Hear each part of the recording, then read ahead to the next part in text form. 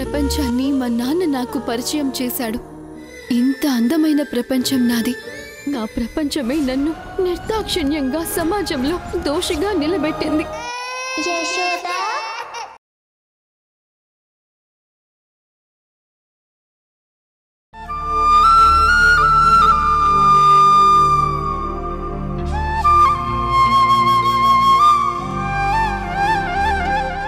పాపానాం పాపకర్మానాం.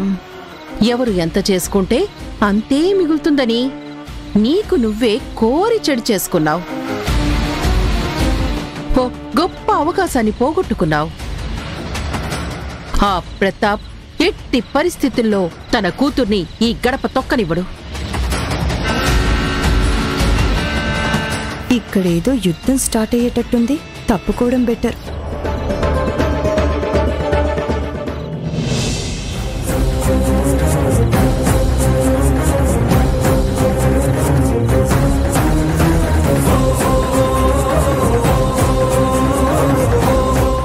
మరొకసారి ధరణి ఇంటి కోడలిగా అనే మాట నీ నోట్లోంచి వచ్చిందనుకో, ఈ సుత్తి నీ నెత్తి బొద్దలు చేస్తుంది.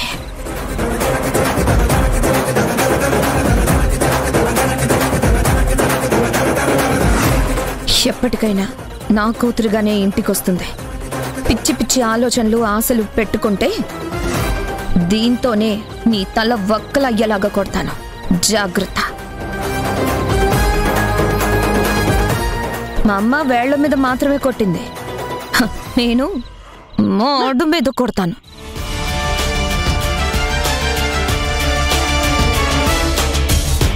జాగ్రత్త. అమ్మా రా.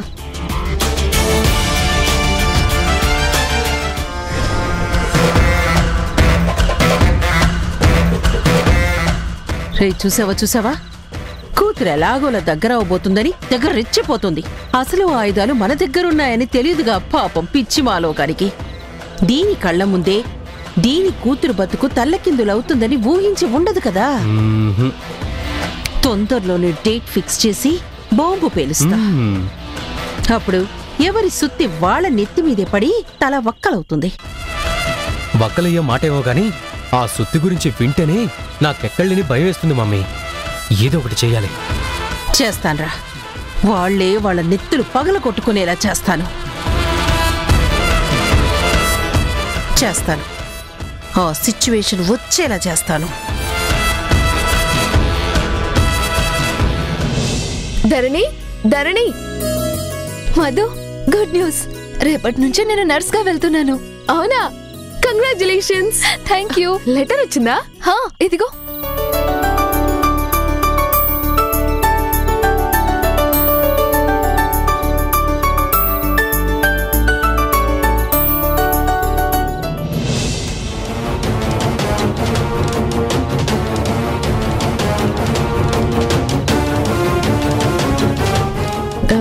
ధరణి, ఈ లెటర్ నువ్వు పూర్తిగా చదివావా?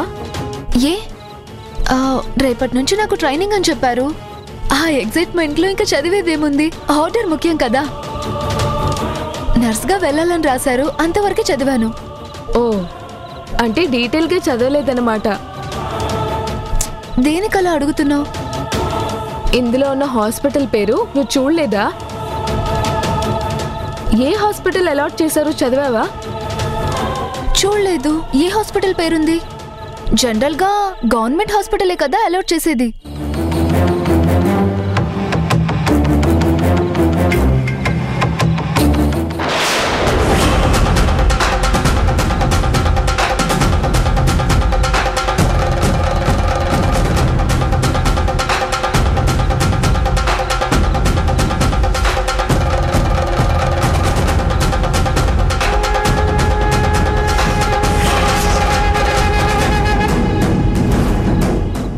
గుణాగారి హాస్పిటల్ కదా.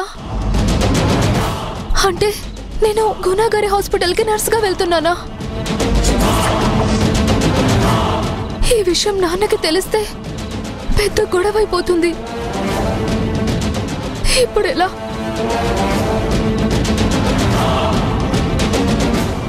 కొంపతీసి ధరణి ఇప్పుడు ఈ విషయం నాన్నకి చెప్తే నేను చేసిన ప్రయత్నం అంతా వేస్ట్ అయిపోతుంది. నేను సంతోషంగా ఈ విషయం నాన్నకి చెప్పలేను. ఇప్పుడు నాన్నకి చెప్పకుండా నేను ఎలా వెళ్ళాలి? నాన్నకి తెలిస్తే అమ్మో ఇంకేమన్నా ఉందా? అర్జెంటుగా ఈ విషయం నాన్నకి చెప్పాలి. ధరణి ఆగు, ఏంటంత స్పీడ్గా బయలుదేరా?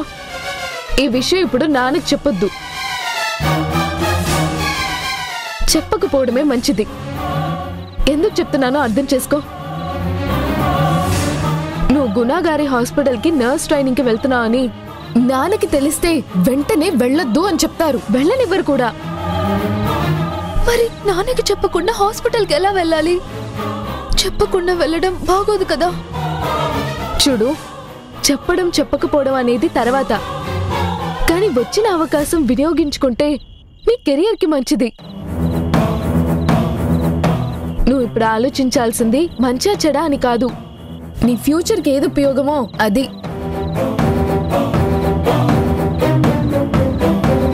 అయినా ఈ ట్రైనింగ్ ఎన్ని నెలలు ఉంటుంది? జస్ట్ 3 months కదా, అంతకంటే ఎక్కువ ఉండదు. ఈ 3 నెలల ట్రైనింగ్ కోసం నీ 60 ఏళ్ల జీవితాన్ని పనంగా పెడతావా? ఇలా చూస్తుంటే అలా గడిచిపోతే అంతే. ఎలాగా అలాగా నాన్నకి తెలియకుండా మేనేజ్ చేస్తే నీ లైఫ్కి డోకా ఉండదు. అలా కాదని నువ్వు ఇప్పుడు ఈ విషయం చెప్తే నాన్న సీరియస్ అయ్యి వెళ్ళి గుణగారి మీద నువ్వే కావాలని నా కూతుర్ని నీ హాస్పిటల్కి వచ్చేలా చేశావని పంచాయతీ పెట్టుకోవచ్చు. ఈ విషయం నాన్నకి తెలియకుండా మేనేజ్ చేయడమే బెస్ట్ అని నాకు అనిపిస్తుంది. అది కుదిరే పనేనా? ఏదో మొన్న ఫ్లోలో మాట్లాడుతూ జనని గారితో మాట్లాడిన విషయం చెప్పకపోతేనే నువ్వు అబద్ధాలు నేర్చావు, నాతోనే అబద్ధం చెప్తున్నావని సీరియస్ అయ్యారు. ఇంత పెద్ద విషయం 3 నెలలు ఏదో ఒక పూట నాన్న చూస్తే కొంపలు అంటుకుంటాయి. ఎప్పుడో ఏదో జరుగుతుందని భయపడి ఇప్పుడు నీకు నువ్వే నీ ఫ్యూచర్కి అబ్జెక్షన్ కలిగించుకుంటున్నావా? తొందరపడుకు. నేను చెప్పే విషయం కూడా బాగా ఆలోచించు. ఆ తర్వాత ఏ నిర్ణయం తీసుకుంటావో నీ చేతుల్లోనే ఉంది.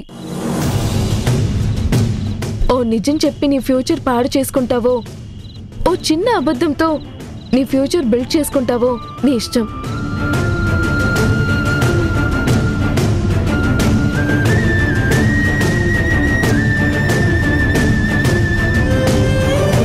చెప్పకుండా మేనేజ్ చేయగలమంటావా? ట్రై చేస్తే తప్పలేదు కదా.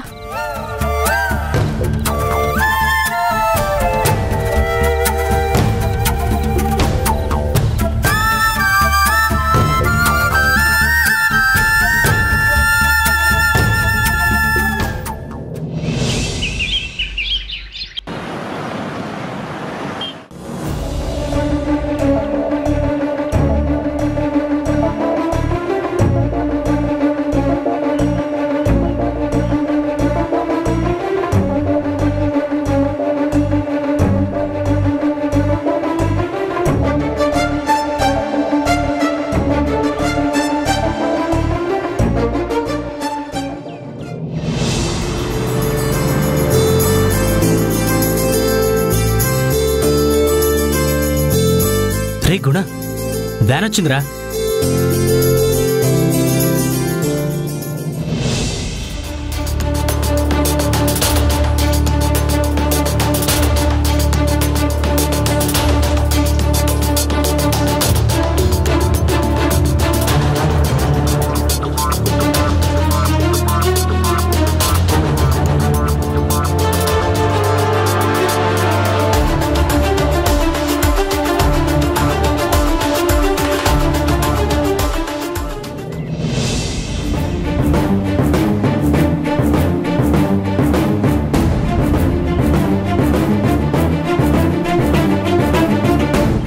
రే ఏంట్రా, ధరణి ఇంకా రాలేదు?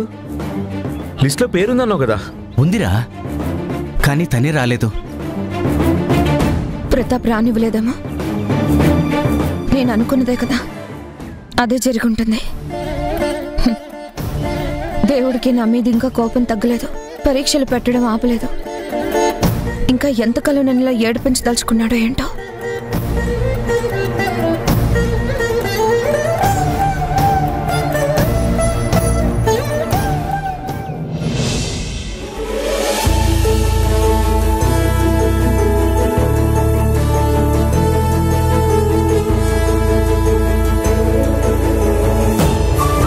రే గుణ, ధరణి వస్తుందిరా.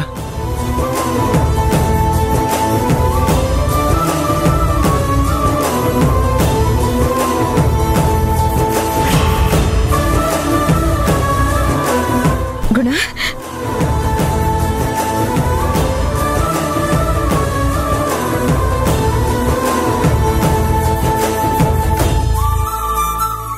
వదినా, మీకు ధరణి వస్తుందని ముందే తెలిసినట్టు మాట్లాడకండి. అసలేమి ఎరగనట్టు ఉండండి. అది కాదు, ఎందుకు శివ? చెప్పినట్టు చేయండి వదినా. అదిగోండి. ఏంటమ్మా ధరణి, నువ్వు నర్స్ డ్రెస్ లో హాస్పిటల్కి వచ్చావేంటి? ఈ ట్రైనింగ్ బ్యాచ్ లో నువ్వు కూడా ఉన్నావా? భలే సడన్ సర్ప్రైజ్ ఇచ్చావు. నిన్ను ఇక్కడ ఈ డ్రెస్ లో ఇలా చూస్తుంటే చాలా కొత్తగా అనిపిస్తున్నావు. ట్రైనింగ్ కి నీకు ఈ హాస్పిటల్ అలాట్ చేశారా? ఏంటమ్మా ఏదో టెన్షన్ పడుతున్నట్టున్నావు? ట్రైనింగ్ ఎలా ఉంటుందో ఏమోనని భయపడుతున్నావా? ఇది మీ అమ్మా నాన్నల హాస్పిటల్, అంటే నీ హాస్పిటలే కదా. ఇక్కడ నీకు భయం ఏంటి? నిన్ను చూసి అందరూ భయపడతారు. నువ్వు చాలా ఫ్రీగా హ్యాపీగా నీ ట్రైనింగ్ పూర్తి చేయొచ్చు. No tension, no worry. Good morning sir. Good morning madam.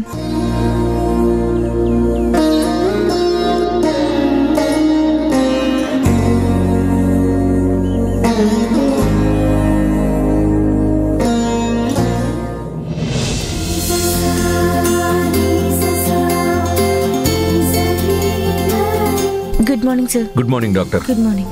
Trainees, she one of our doctors, doctor Vimala. మా హాస్పిటల్ కి నర్స్ ట్రైనింగ్ వచ్చే వాళ్ళందరూ కూడా ఈవిడే ట్రైనింగ్ ఇస్తుంది. Good morning madam. Good morning. Wish you all the best. Thank you sir. ఇక నుంచి వీళ్ళు మీ ట్రైనీస్ మ్యామ్. బాగా ట్రైనింగ్ ఇవ్వండి. సార్ రండి.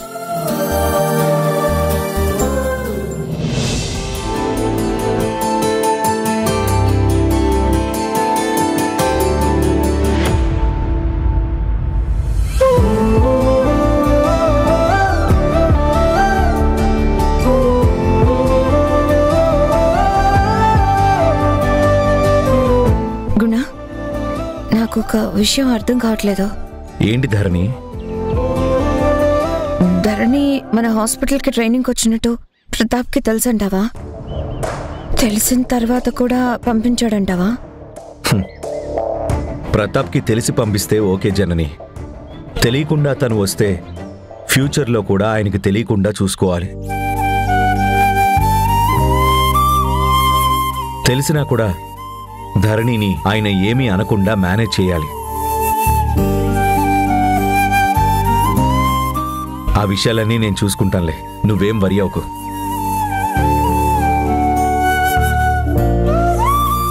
ఇప్పుడే కదా తను హాస్పిటల్లో అడుగుపెట్టింది, అప్పుడే నీకు అనుమానాలు మొదలైతే ఎలా? Let us deal. ఏం జరిగినా మన మంచికే అనుకుందాం. ఎలాంటి ప్రాబ్లమ్స్ రాకుండా ధరణిని మనం చూసుకుందాం, ఓకేనా?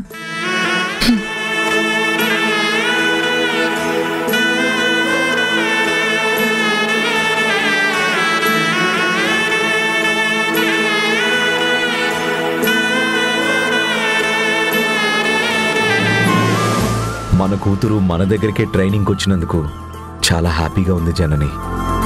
అవును, నాకు చాలా హ్యాపీగా ఉంది. ఈ ట్రైనింగ్ అయ్యే లోపల తను మనకి దగ్గరై సొంతమైపోతే చాలా బాగుంటుంది.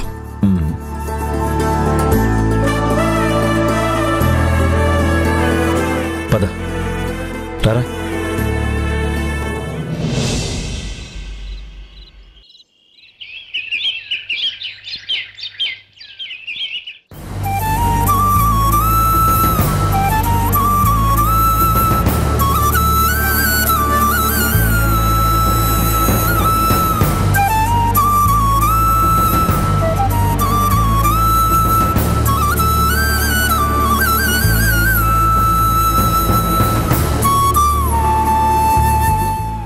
శారదా, ఏంటండి? నేను అలా కన్సల్టెన్సీ ఆఫీస్ దాకా వెళ్ళొస్తాను. చిన్న పనుంది, ఏవో సంతకాలు చేయాలంట. వెళ్ళా పని చూసుకుని వస్తాను. సరేనండి.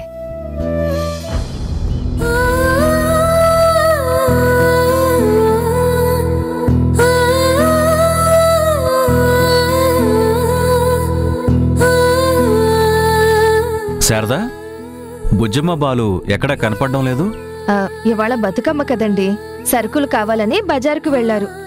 నేనే బయటికి వెళ్ళి తీసుకురమ్మన్నాను.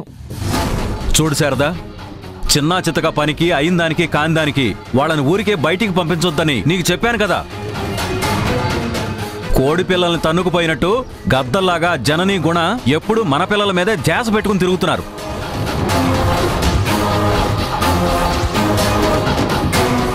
వాళ్ళ కళ్ళెప్పుడు మన నెత్తి మీదే ఉంటున్నాయి. ఇంకెప్పుడు వాళ్ళని చీటికి మాటికి బయటికి పంపకు, అర్థమైందా?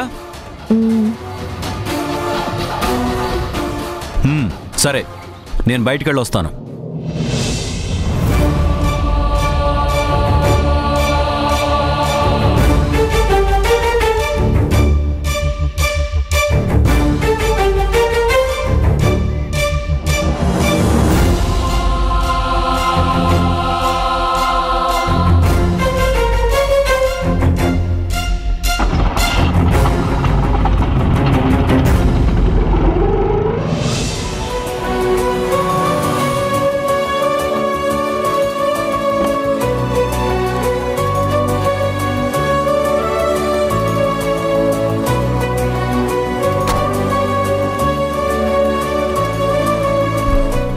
ఎంత కాదన్నా సరే ప్రతాప్ గారిని ఒప్పించి మెప్పించి ధరణిని ఎలాగైనా బతుకమ్మ పండక్కి తీసుకెళ్ళాలి.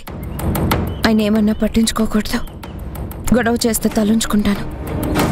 అంతేగాని ప్రతాప్కి భయపడి డిస్టెన్స్ మెయింటైన్ చేస్తే నా పిల్లలు నాకు ఎలా దగ్గరవుతారో, ఏం వాదిస్తాడో ఎలా వాదిస్తాడో కూడా చూస్తాను.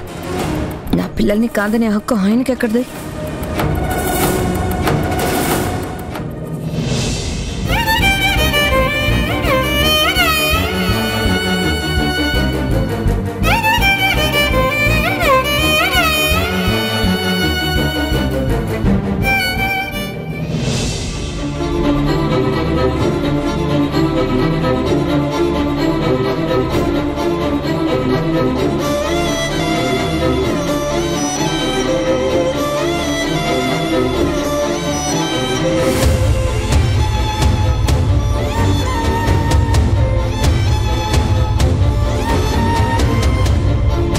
నన్ను ఇలా చూసి మా అమ్మ చాలా బాధపడుతుంది.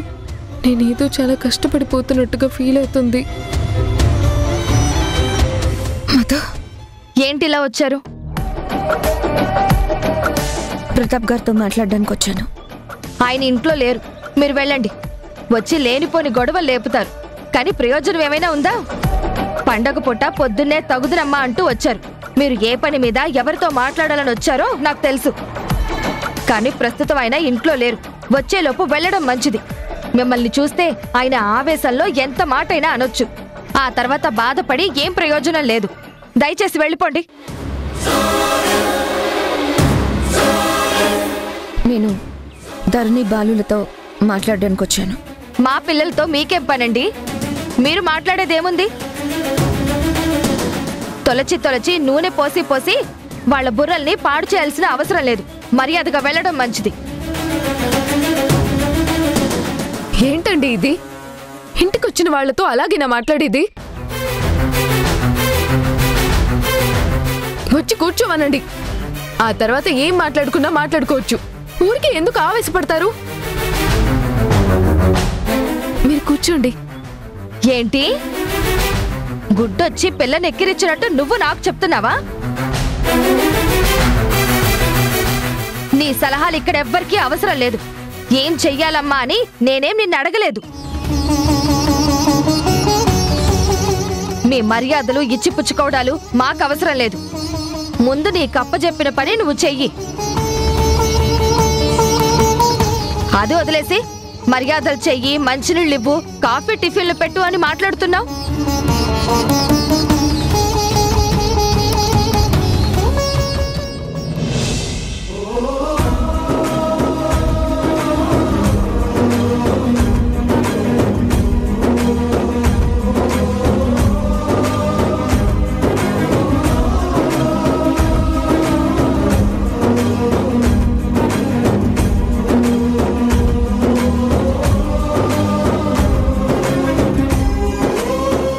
ధరణి, ఏంటి అలా చూస్తున్నారు?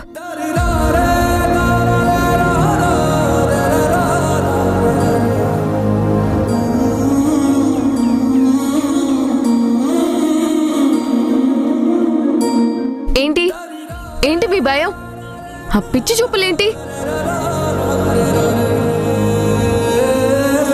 వచ్చింది మీ అమ్మ. మిమ్మల్ని చూసి మీతో మాట్లాడడానికి వచ్చింది. హే మధు, పిచ్చి పిచ్చిగా బాగకు.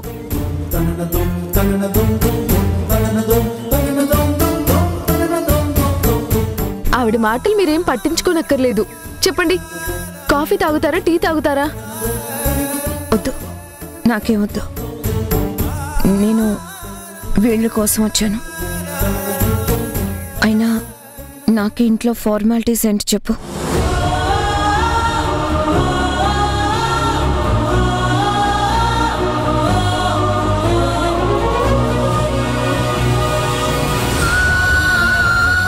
ధరణి, ఈరోజు బతుకమ్మ పండగ కదా.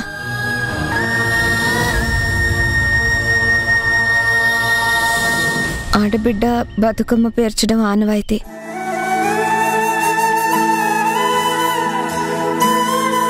ఆ తల్లి దీవెనలు నీకు నిండుగా ఉండాలని మన ఇంటికి రమ్మని పిలుద్దామని వచ్చాను. సాయంత్రం రా.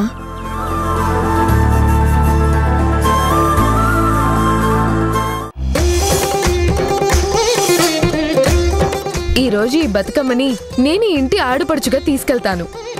అదేంటి, ఎప్పుడు ఈ ఇంటి నుంచి మా అక్కే కదా తీసుకెళ్లేది?